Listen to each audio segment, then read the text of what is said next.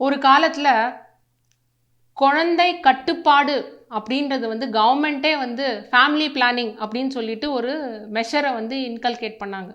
That is நாம் இருவர் நமக்கு இருவர், அது போய் நாம் இருவர் நமக்கு ஒருவர் அப்படின்ற காலத்துலேருந்து இப்போ மாறி குழந்தை இன்மை இன்ஃபர்டிலிட்டி அப்படின்ற ஒரு பிரச்சனை இப்போ தலை தூக்கி ஆடிட்டுருக்கு. பெரும்பாலான population 15% of the total population 15% of entire population India and all over the world இந்த பிரச்சனையை வந்து எல்லாரும் ஃபேஸ் பண்ணிகிட்ருக்காங்க. இதுக்கான ஒரு சொல்யூஷனை வந்து doctors Gopika's foundation for homeopathy, அதோட மெம்பர் நான் டாக்டர் சந்தியா காளிதாஸ், இணைந்து சந்திரசேகரா ஃபவுண்டேஷன் அப்படின்ற இன்னொரு என்ஜிஓட சேர்ந்து நம்மளோட காந்தியன் இன்ஸ்டிடியூஷன் தக்கர் பாபா வித்யாலயா சமிதி டி நகரில் இருக்கிற வளாகத்தில் இலவசமாக எல்லாருக்கும் புதன்கிழமை தோறும் எல்லா வெட்னஸ்டேவும் அங்கே வந்து ஃப்ரீயாக treatment for both males and females, லேடிஸ்க்கும் சரி ஜென்ஸுக்கும் சரி இந்த குழந்தையின்மை பிரச்சனையை வந்து தீர்வு அங்கே வந்து கொடுத்துட்ருக்கோம். இதை எல்லாருக்கும் பயன்படணும் அப்படின்றது என்னோட உன்னதமான நோக்கம். இதில் என்னென்ன பிரச்சனைகள் இருக்குது, இது ஹோமியோபதியில் எப்படி நம்ம வந்து பார்க்கலாம் அப்படின்றது தான் இந்த வீடியோவில் நம்ம பார்க்க போகிறோம். ஸோ குழந்தையின்மை அப்படின்றது வந்து 100% எடுத்துக்கிட்டிங்கன்னா இதில் 30% ஃபீமேல்ஸ் காரணமாக இருக்கலாம், ஃபீமேல் காசஸ் அப்படின்னு சொல்லுவோம். இன்னொரு 30% மேல் காசஸ் அப்படின்னு சொல்லுவோம். அடுத்த ஒரு 30% கம்பைன்டு காசஸ்ன்னு சொல்லுவோம். ஹஸ்பண்டுக்கும் பிரச்சனை இருக்கும், ஒய்ஃபுக்கும் பிரச்சனை இருக்கும். ஸோ 90% முடிஞ்சிருத்தா, பாக்கி இருக்கிற 10% அன்எக்ஸ்பிளைன்டு இன்ஃபர்டிலிட்டி.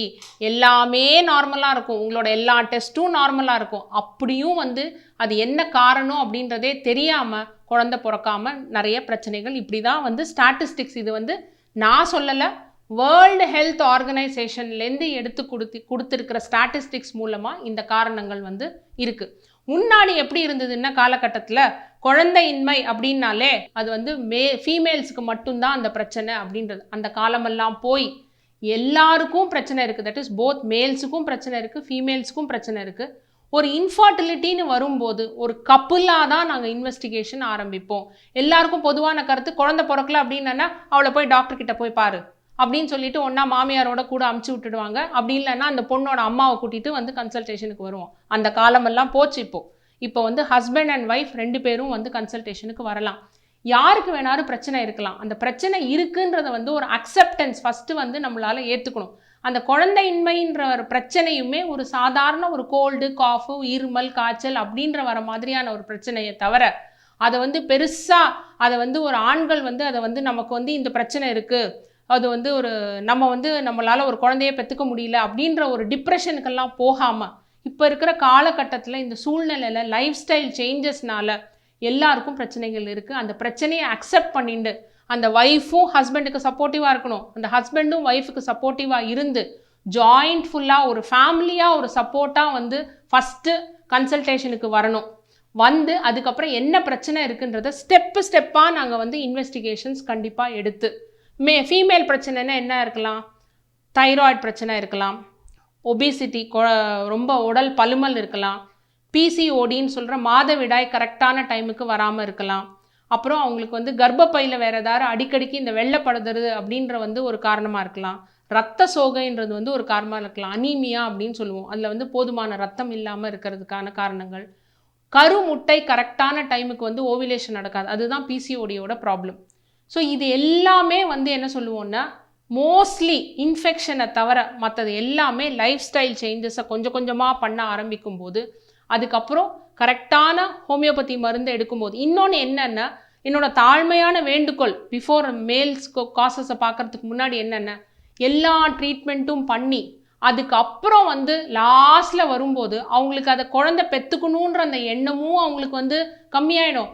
ரெண்டாவது அதுக்கு செலவு பண்ணி பண்ணி பண்ணி ஓஞ்சி போய் அதுக்கப்புறம் அதில் வந்து ஒரு நாட்டமே இல்லாத போது வந்ததுக்கப்புறம் ஹோமியோபதி ஸ்லோன்னு சொல்லி தவிர்க்க ப்ளேம் பண்ணாமல் நீங்கள் முதல்லையே அணுகி, நான் இதுக்கு முன்னாடி என்ன சொல்கிறேன்னா கல்யாணத்துக்கு முன்னாடியிலேருந்தே அந்த மென்ஸ்ட்ருவல் சைக்கிள்ஸை வந்து ரெகுலரைஸ் பண்ணுறது வந்து இப்போ it has to be done ப்ராப்பராக பண்ணும்போது நம்ம வந்து ஒரு தயார் நிலையில் கொண்டு போகலாம். இது ஒன்று ஃபீமேல் காசஸ் எல்லாமே சொல்லிட்டேன்.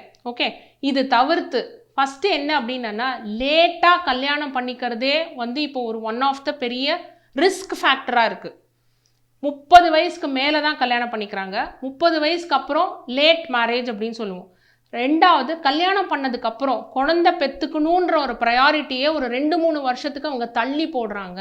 அப்போ என்ன ஆகுது, அந்த ஃபீமேலோட ஏஜே வந்து 33 ஒரு 34 வயது ஆகும்போது அவங்களுக்கு அந்த கருமுட்டையோட குவாலிட்டி கம்மியாயிட்டே வரும்.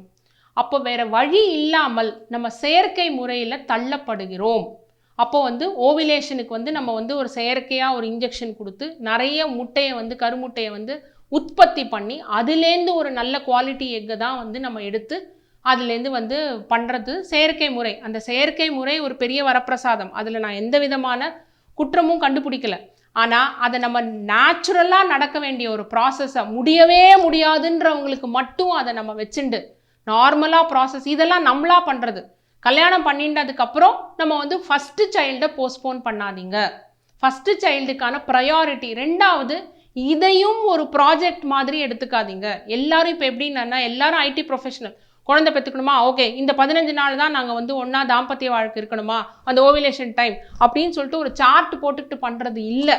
இது வந்து நேச்சுரலாக அவங்க 2 பேரும் ஹஸ்பண்ட் அண்ட் ஒய்ஃப் நல்ல வந்து ஒரு இமோஷ்னல் பாண்டு உண்டாகி அந்த தாம்பத்திய வாழ்க்கைன்றதுக்கு ஒரு அழகான ஒரு மீனிங் வந்தாதான் அந்த ஸ்ட்ரெஸ்ஸு கம்மியாகி அந்த குழந்தை உருவாக்குறதுக்கு ஒரு நல்ல வந்து ஒரு பிளாட்ஃபார்ம் இல்லை ஒரு ஃபவுண்டேஷன் நம்ம போட போகிறோம். இதுலேருந்தெல்லாம் நம்ம ரொம்ப விலகி இருக்கோம் இப்போ இருக்கிற சூழ்நிலையில்.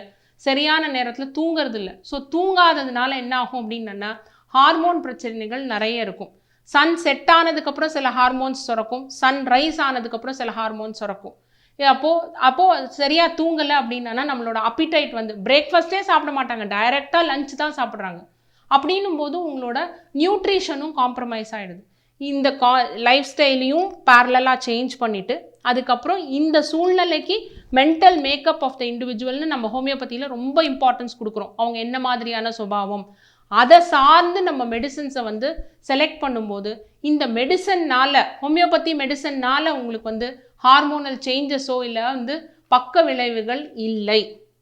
ஸோ இதை வந்து ஹெல்ப் பண்ணும்போது அந்த நல்ல ஓவிலேஷன் ஆகிறதுக்கு அந்த கருமுட்டை நல்ல உருவாகி அது நல்ல க்ரோ ஆகி வரத்துக்கு நல்ல மெடிசன்ஸ் இருக்குது.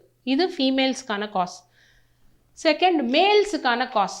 மேல்ஸுக்கான காஸ் அப்படின்னா விந்து குறைபாடு, ஆலிகோஸ்பர்மியா, அந்த கவுண்ட். இதில் வந்து அந்த விந்துக்கு வந்து கவுண்ட் இருக்கணும். மொட்டிலிட்டினா அது எந்த வேகத்தில் அது வந்து நீந்தி போகிறது அப்படின்றது வந்து மொட்டிலிட்டி. இன்னொன்று வந்து உருவம், அதுக்குன்னு ஒரு ஷேப் இருக்குது, அதுக்கு ஒரு தலை இருக்குது, அதுக்கு ஒரு உடம்பு இருக்குது, அதுக்கு ஒரு கால் இருக்குது. இது எல்லாமே நல்ல ஷேப்பில் ஆரோக்கியமான ஷேப் இருக்கா அப்படின்றது வந்து மார்ஃபாலஜி அப்படின்னு சொல்லுவாங்க. இது மூணும் சேர்ந்து அந்த வீரியத்தோடு அந்த விந்து இருந்தால்தான் அந்த விந்து போய் கரெக்டாக அந்த டைமில் போய் அந்த கருமுட்டையை போய் நம்ம ஃபர்டிலைஸ் பண்ணி அந்த ஒரு குழந்தை உருவாகும். இது இப்போ இருக்கிற காலகட்டத்தில் நிறைய ஃபேக்டர்ஸ்னால அவங்க ஆல்கஹால் எடுத்துக்கலாம், இல்லை வந்து ஸ்மோக் பண்ணலாம், இல்லை அவங்களுக்கு உடல் பருமன் இருக்கலாம், சரியான வந்து டைமுக்கு தூங்க மாட்டேன்றாங்க எல்லாரும். இந்த ஒர்க் ஃப்ரம் ஹோம், அதே மாதிரி எக்ஸசைஸ் ப்ராப்பராக இல்லாமல் இருக்கிறது, இன்ஃபெக்ஷன்ஸ் அவங்களுக்கும் இதே மாதிரி யூரினரி ட்ராக்ட் இன்ஃபெக்ஷன்ஸ் வரும். அதே மாதிரி மம்ஸ்ன்னு சொல்லி ஒரு வைரல் இன்ஃபெக்ஷன் சின்ன வயசில் அந்த அதுவும் ஒரு அம்மா சொல்லுவாங்க, இந்த காது இதை ஒட்டி அந்த பெரோட்டிட் கிளாண்டை அஃபெக்ட் பண்ணக்கூடிய அந்த மம்ஸ் வந்து சின்ன வயசில் வந்திருந்தால், எப்போது அந்த வயசுக்கு வந்ததுக்கப்புறம் ஒரு 12-13 வயசுக்கு அப்புறம் அவங்களுக்கு வந்து அந்த மம்ஸ் வந்திருந்தால் அது வந்து அவங்களோட டெஸ்டிஸை வந்து பாதிக்கிறதுக்கான வாய்ப்புகள் நிறைய இருக்குது. ஸோ நம்ம ஹிஸ்ட்ரி எடுப்போம், கம்ப்ளீட் ஹிஸ்ட்ரி எடுக்கும்போது அவங்களுக்கு என்ன தொற்று வந்தது, அவங்களுக்கு ஏதாவது இன்ஜூரி ஆயிருக்கா, இல்லை ஒரு ஆக்சிடெண்ட் ஆயிருக்கா, இன்ஃபெக்ஷன் ஆயிருக்கா, இதெல்லாம் பார்த்து அவங்களோட சுபாவத்தையும் அடிப்படையில் இந்த விந்து கவுண்ட்டை வந்து இன்க்ரீஸ் பண்ணுறதுக்கு ரொம்ப எளிமையான மருந்து, சர்ஜரியே பண்ணாமல் நம்ம வந்து பண்ணும்போது நிறைய தீர்வுகள் நாங்கள் பார்த்துருக்கோம் கண்கூடா. நிறைய குழந்தைங்களுக்கு வந்து குழந்தைய பாக்கியத்தை கொடுத்துருக்கிறதுக்கு ஹோமியோபதி ரொம்ப உதவி இருக்குது. ஆலிகோஸ்பர்மியா மட்டும் காரணம் இல்லை, நிறைய காரணங்கள் இருக்குது. இது வந்து ஃபஸ்ட்டு காரணம். இதை தான் நம்ம வந்து டெஸ்ட் பண்ண போகிறோம். ஒரு சிம்பிளான டெஸ்ட்டு மேல்ஸுக்கு எஸ்பெஷலி செமன் அனாலிசிஸ்ன்னு சொல்லுவோம். அந்த செமனை விந்தை வந்து பரிசோதனை பண்ணி அதில் என்ன இருக்குது. டயபிட்டிஸ் ஒரு இன்னொரு பிரச்சனை. இப்போ வந்து 45 வயசுக்கு மேலே டயபெட்டிஸில் 35 வயசுலேயே டயபெட்டிஸ் வர ஆரம்பிச்சிருக்கு. ஸோ டயபெட்டிஸ் வந்தாலுமே அந்த விந்தோட ஆரோக்கியம் வந்து குறைப்படும். ஸோ அப்போ டயபெட்டிஸையும் நம்ம கண்ட்ரோலில் கொண்டு வந்து இந்த ஹோமியோபதி மருந்து கொடுக்கும்போது அந்த கவுண்ட் ரொம்ப அழகாக இம்ப்ரூவ் ஆகி அவங்களால ஆரோக்கியமாக இயற்கையாக நேச்சுரலாக ஹோமியோபதி மூலமாக குழந்தைய பெற்றுக்க முடியும்.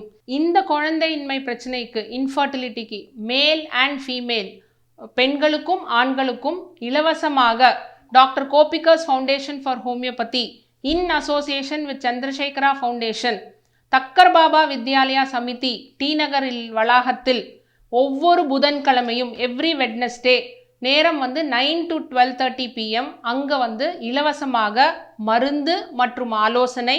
இது இல்லாமல் அந்த இன்வெஸ்டிகேஷன்ஸுக்கான ஒரு 30% வரைக்கும் டிஸ்கவுண்ட் வாங்கி அதை பேஷண்ட்டுக்கு டைரெக்டாக அப்படியே கொடுத்துருவோம். ஸோ அவங்களுக்கு வந்து ஒரு செமன் அனாலிசிஸாக இருக்கட்டும், இல்லை ஒரு ஃபாலிக்கல் ஸ்டடியாக இருக்கட்டும், இல்லை என்ன அந்த இன்ஃபர்டிலிட்டிக்கு என்னெல்லாம் இன்வெஸ்டிகேஷன் பண்ணணுமோ அதுக்கு எல்லாமே ஒரு டைஅப் லேபோடு சேர்ந்து, இன்னும் பல லேபோடு சேர்ந்து பண்ணணுன்ற இதெல்லாம் இருக்குது. இப்போதைக்கு சில லேபோடு நாங்கள் டைஅப் வச்சுட்டு அவங்க வந்து 30% டிஸ்கவுண்ட் எங்களுக்கு அளிக்கிறாங்க. அந்த டிஸ்கவுண்ட்டை நாங்கள் அப்படியே பேஷண்ட்ஸுக்கு கொடுக்குறோம். இதை எல்லாரும் இந்த வாய்ப்பை வந்து பயன்படணுன்றது என்னோட தாழ்மையான வேண்டுகோள். Thank you very much. கீழ்கண்ட ஃபோனுக்கு நீங்கள் வந்து உங்களோட அப்பாயின்மெண்ட்ஸுக்கு அந்த ஃபோனை கன்சல்ட் பண்ணி வெட்னஸ்டே திருப்பியும் நான் ரிப்பீட் பண்ணுறேன், 9 to 12 உங்களோட இதில் குறிச்சிக்கோங்க. நான் டாக்டர் சந்தியா காளிதாஸ், அங்கே ஃபர்டிலிட்டிக்கு நான் தான் அங்கே ஃபவுண்டேஷனில் ட்ரீட் பண்ணுறேன். Thank you very much.